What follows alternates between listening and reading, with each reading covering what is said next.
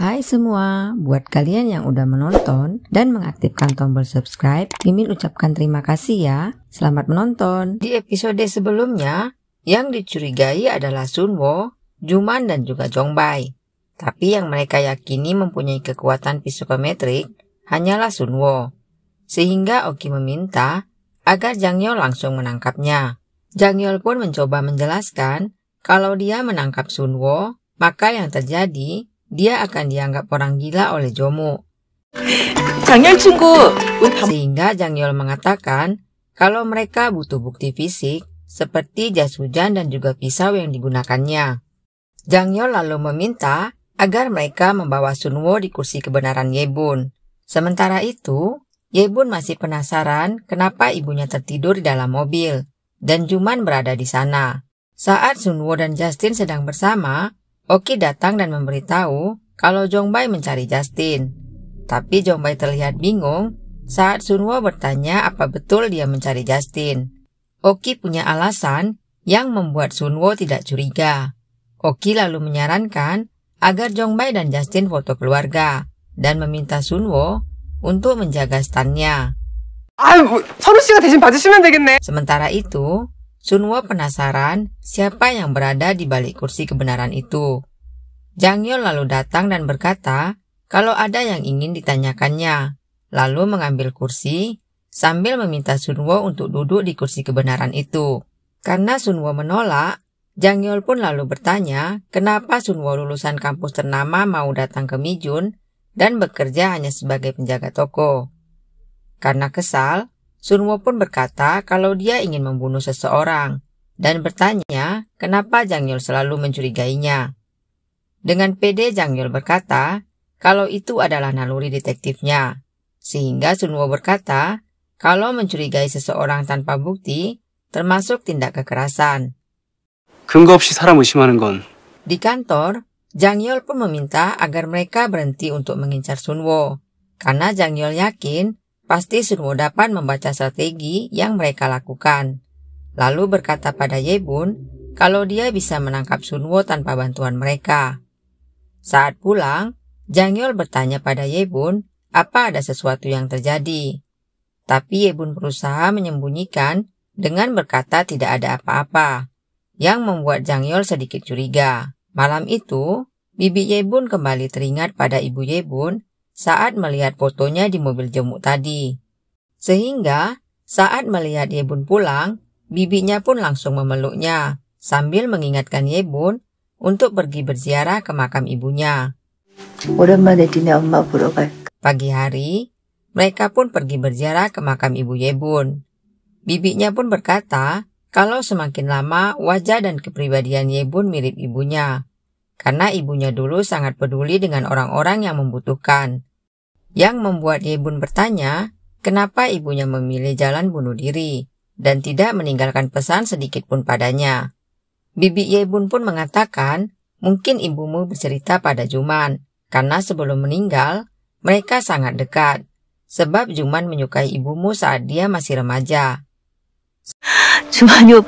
Sementara itu, di kantor polisi, Jangyol melihat pemilik kedai kopi itu kembali diinterogasi Doki. Doki pun memberitahu kalau mereka diminta untuk mengulangi penyelidikan.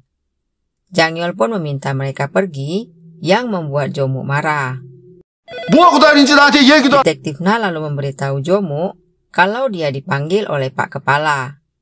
Sebelum pergi, Jomuk pun memakai bantalan lututnya sebelah, karena sebelahnya sedang dipakai orang lain. Saat tiba, Jomuk malah dipeluk oleh Pak Kepala, lalu berkata, pasti kau sengaja tidak menangkap pelakunya agar bisa duduk di kursiku.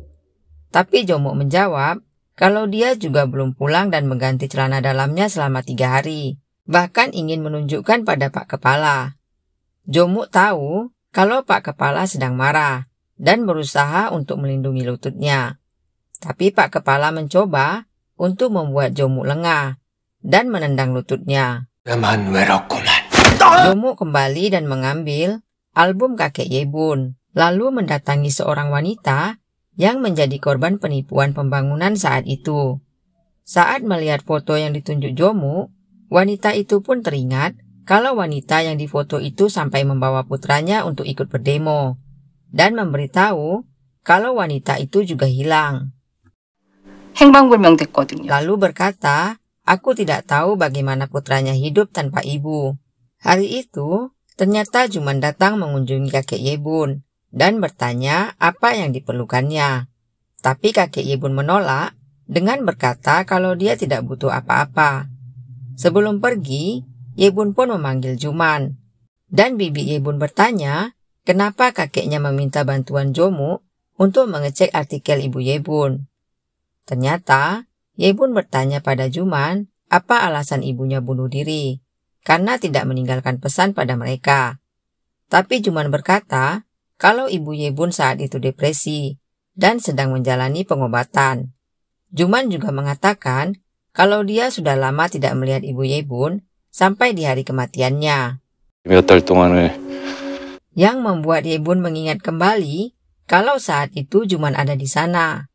Kakeknya lalu berkata pada bibi Yebun kalau ibu Yebun tidak bunuh diri. 자살한 거 아니다. Malam itu, Doki memberitahu Jangyol hasil penyelidikannya kalau Sunwo dibebaskan dari latihan militer dan ayahnya meninggal, ibunya menghilang. Jangyol lalu melihat Sunwo pergi dan mencoba untuk memeriksa kamar Sunwo. Jangyol lalu menemukan sebuah foto anak kecil seperti foto yang di dalam album kakek Yebun.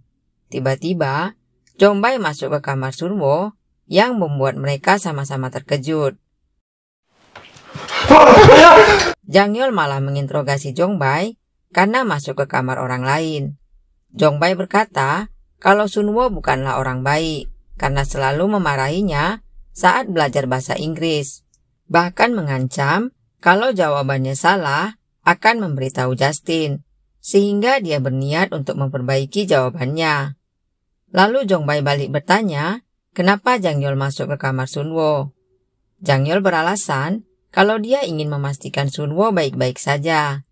Tapi Jongbai tidak percaya begitu saja, lalu berkata, pasti kau mencurigainya. 선우 선생님 의심하는 Di jalan, Guangsik tiba-tiba melihat Sunwo, lalu mengikutinya dan memberitahu pada Jangyol. Walaupun Jangyol sudah berpesan untuk tidak mendekatinya, tapi Guangsik penasaran, yang membuat Jangyol panik. Guangsik berhasil masuk dan saat memegang kaki Sunwo, tiba-tiba dia terkejut melihat Sunwo bangun, sehingga membuatnya jatuh dan tertimpa kayu-kayu.